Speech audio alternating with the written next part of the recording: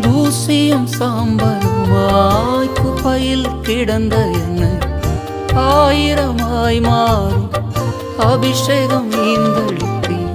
நன்மைகளை எண்ணி பாடுவேன், என்றும் நல்லவரை உம்மை போற்றுவேன்.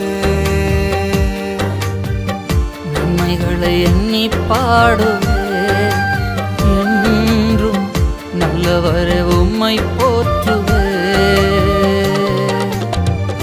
என்னை நீர் அறிந்தவர், என் உள்ளம் புரிந்தவர். என்னை நீர் அறிந்தவர், என் உள்ளம் புரிந்தவர்.